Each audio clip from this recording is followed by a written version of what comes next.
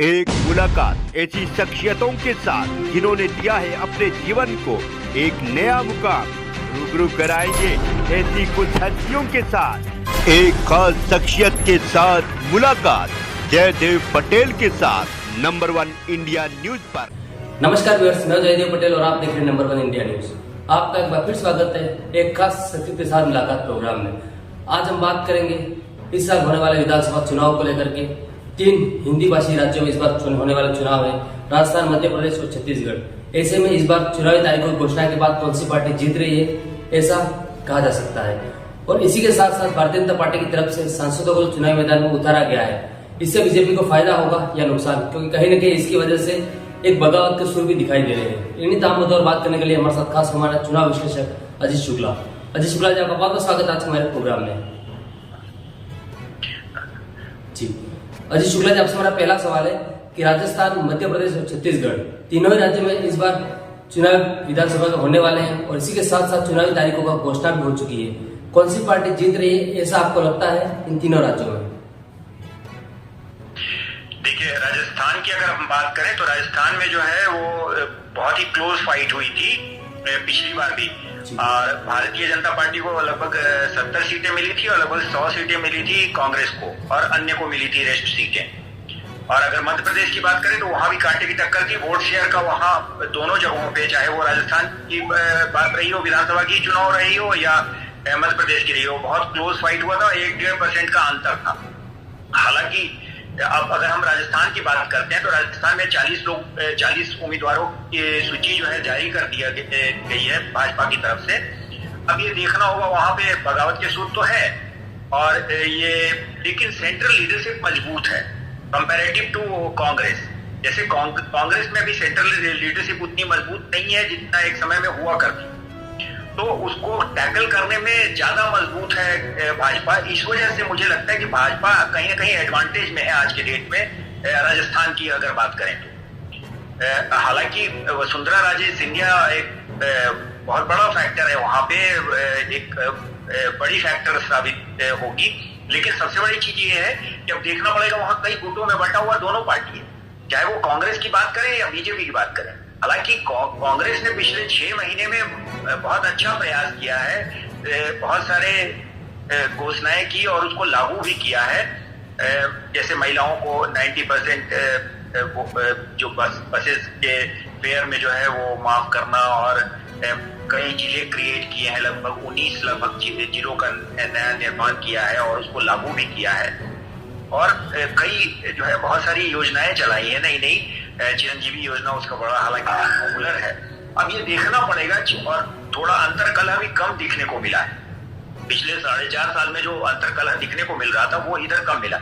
लेकिन जो सबसे $1 मिलियन क्वेश्चन ये है कि टिकट डिस्ट्रीब्यूशन में कैसे कांग्रेस प्रदर्शन करती है। अगर कांग्रेस बेहतर प्रदर्शन कर ली जाती है तो बड़ा ही क्लोज फाइट हो जाएगा दोनों पार्टियों के बीच में। लेकिन अगर टिकट डिस्ट्रीब्यूशन कि पहले से देखा गया, पिछली बार जब एंटी इनकम्बेंसी होने के बावजूद भी टिकट डिस्ट्रीब्यूशन में बहुत स्थिति खराब हुई थी कांग्रेस की, तो ये बहुत ज्यादा जरूरी होगा देखना कि कांग्रेस कैसे टिकट डिस्ट्रीब्यूशन करती है, कैसे मैनेज करती है, क्योंकि उनमें भी गुटबाजी है। बीजेपी में अगर गुटबाजी है तो सेंट्रल लीडरशिप मजबूत है, इसलिए वो कंट्रोल करने की कोशिश करेगी, और कहां तक कंट्रोल होता है वो तो इलेक्शन का रिजल्ट ही बताएगा। लेकिन जो एडवांटेज है अभी आज के डेट में जो लग रहा है वो थोड़ा बीजेपी की तरफ है राजस्थान जी। और अगर हम सिर्फ मध्य प्रदेश और छत्तीसगढ़ के साथ में अगर बात करें तो वहां की स्थिति क्या बताती है आपको? देखिए, राजस्थान में एक 18 साल का एक इनकम्बेंट गवर्नमेंट है, लगभग बीच में 1.5 साल जो है वो कमलनाथ की सरकार। लेकिन इससे पहले जो है वो लगातार जो है शिवराज सिंह चौहान रहे हैं, और बाद में भी शिवराज सिंह चौहान रहे हैं। तो एक फटीग फैक्टर तो है ही, एक एंटी इनकम्बेंसी है, और 3 लेयर का एंटी इनकम्बेंसी है गवर्नमेंट को लेकर। पटवारी का बहुत सारे आते हैं, करप्शन के मामले आते हैं, आम जनता में भी बहुत ज्यादा नाराजगी है। तो ये आगे चल के देखना पड़ेगा। टिकट डिस्ट्रीब्यूशन यहाँ पे भी बहुत ज्यादा नाराजगी है। अब कोई बड़े नेता को आप टिकट दे देते हो, उनसे पूछा भी नहीं जाता है, तो कहीं ना कहीं आंशिक नाराजगी है। अगर 1, 2 या 3 जगहों पे अगर ऐसा हो तो इतने बड़ी संख्या में अगर एमपी को लड़ाया जाता है तो वो थोड़ा सोचने वाली बात है कि आखिर इतने सारे सांसदों को क्यों लड़ाया जा रहा है। और दूसरी चीज होती है कि जो तीनों इलेक्शंस होते हैं, चाहे वो लोकल बॉडीज के इलेक्शन हो या लोकसभा के इलेक्शन हो या विधानसभा के इलेक्शन हो, अलग अलग तरीके से लड़े जाते हैं और मतदाता भी अलग अलग तरह से मैंडेट देती है।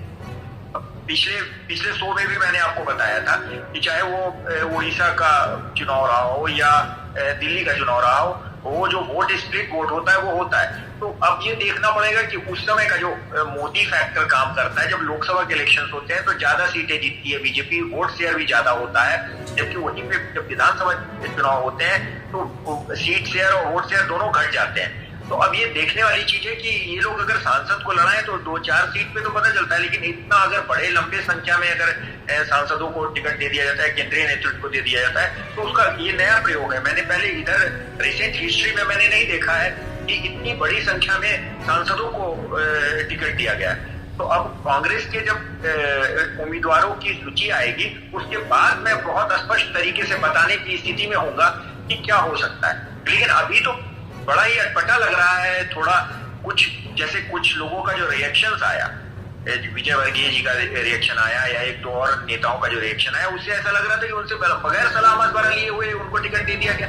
तो ये तो उचित नहीं है। और अगर वो हाफ हार्टेडली चुनाव लड़ेंगे तो वो पार्टी को नुकसान पहुंचा सकते। जी अजय शुक्ला जी, अगर हम बात करें तो इस बार के चुनाव में एक चीज जो नहीं देखने जा रही है और या फिर जो नहीं दिख रही है, जिस पर हम चर्चा भी कर रहे हैं कि सांसदों को चुनावी मैदान में उतारा है भारतीय जनता पार्टी ने, तो इसका क्या सीधा फायदा भारतीय जनता पार्टी को होता हुआ दिखाई देगा, ऐसा आपको लगता है? क्योंकि कहीं न कहीं इसकी वजह से बगावत के सुर भी दिखाई दे रहे हैं। देखिए, बहुत ही टफ सीटों पर बीजेपी ने जो नया स्ट्रैटेजी के तहत कैसे स्ट्रैटेजी किया है, मैं थोड़ा सा अभी भी और अध्ययन कर रहा हूँ। मैं दूसरे शो में इस पे बताने की स्थिति में, लेकिन बहुत ही कठिन सीटें हैं। वो पहले कांग्रेस जीत रही थी, उन सीटों पर दिया गया है। दोनों जगहों पे जो सीटें उनके लिए मुफीद थी उन सीट को छोड़कर दूसरी सीट से लड़ा गया। जैसे अगर अलवर में भी एक सीट जो दिया गया है सांसद को, वो उनके लिए जो मुफीद थी, जिस पर वो काम कर रहे थे, उसको नहीं दिया गया, वो दूसरी सीट पे उनको लड़ा दिया गया है जातिगत आंकड़ा देखकर। उसी तरह से मध्य प्रदेश में भी कई ऐसी सीटें हैं जिसपे कि इस तरह की चीजें देखने में सामने आई है। कई लोग दबे जुबान इस चीज को बोल भी रहे हैं, लेकिन सेंट्रल लीडरशिप मजबूत होने की वजह से कुछ बोल नहीं पा रहे हैं। लेकिन कहीं ना कहीं उनको कसक तो है ही, और इतने सारे लोगों को एक साथ लड़ाया जा रहा है। सबसे बड़ी चीज क्या होती है कि अगर किसी टफ सीट पे आप लड़ाते हैं कि किसी सांसद को, तो वो उसका जो व्यापक आप प्रयोग कर सकते थे, जो उपयोग कर सकते थे, वो चीजें जो है वो सीमित हो जाती है एक विधानसभा क्षेत्र के अंतर्गत, क्योंकि उनका व्यापक क्षेत्र होता है ना, वो उस जगह के क्षेत्रफल होते हैं। तो अगर लड़ रहे हैं, मुख्यमंत्री रहे हों तो लड़ाना उचित है, लेकिन जब वो मुख्यमंत्री भी ना रहे हों और उनको लड़ाया जा रहा है, अगर उमा भारती को लड़ाया जा रहा है, उमा भारती मुख्यमंत्री रही है, तो 2 मिनट के लिए समझ में आता है। लेकिन अगर वो न मुख्यमंत्री रहे हों, वो सेंट्रल लीडरशिप में रहे हैं शुरू से, और उसके बाद फिर उनको लड़ा दिया गया, तो फिर तो कई लीडर जो है मुख्यमंत्री के कैंडिडेट्स हो जाएंगे ना, तो आपस में क्लैश होगा। कहीं ना कहीं होगी। शिवराज सिंह चौहान के जो कोर वोटर्स हैं, जैसे अगर 18 साल तक कोई लगातार सत्ता में रहा हो तो उसके कोर वोटर बन जाते हैं और उसके एक फॉलोअर्स बन जाते हैं, फैन फॉलोइंग्स बन जाते हैं, और उसमें कहीं ना कहीं निराशा होगी कि भाई जब अगर सत्ता में है, अगर लंबे समय से मुख्यमंत्री है आप, तो आपका 2-3% वोटों पर तो ऐसे ही पकड़ बन जाता है। तो ये देखना पड़ेगा आगे कि कैसे ये चीजें कांग्रेस कैसे कैंडिडेट देती है। कांग्रेस के हालांकि सांगठनिक रूप से कांग्रेस, बीजेपी, भाजपा जो है वो मध्य प्रदेश में बहुत ही मजबूती से थी, और भाजपा जो है लगातार जो है वो तरह तरह के प्रयोग करती रही है और जीतती रही है। समस्त भारत में अगर संगठन के लिहाज से बात करें तो मध्य प्रदेश में भाजपा का संगठन काफी मजबूत है।